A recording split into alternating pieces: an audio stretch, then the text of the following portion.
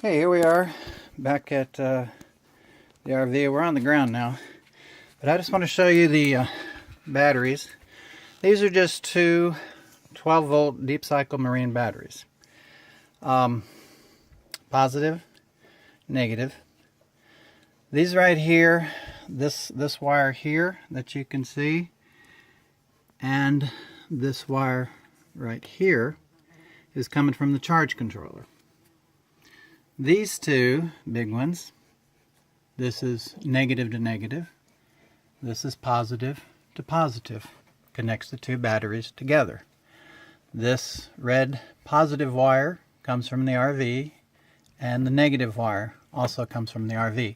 Now later on, because I had to switch wires, I'm going to put on the positive and negative, of course, two wires that will go to the inverter that I will take you inside and show you in a minute. But this is the battery setup, and then over here in this compartment here, as you can see, I got all my tools and stuff here, but I want to show you this here, if you can see it.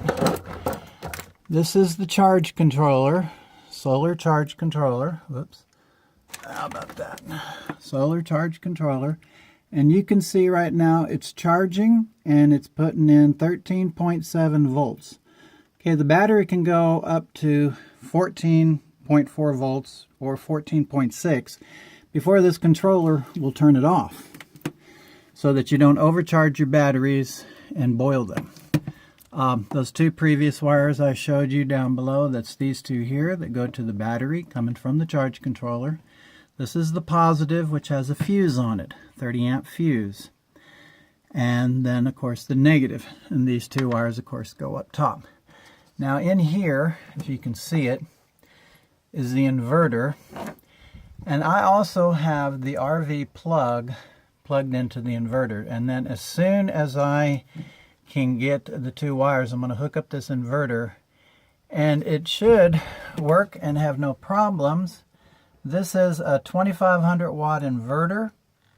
It'll show me the amps and the volts, and I think this is going to work perfect. Now also, under this charge controller, if we can see it here, I don't know if it'll come into focus, I guess it's not quite that good, but it says solar, two wires to the solar, positive and negative, two wires to the battery, positive and negative, and then load.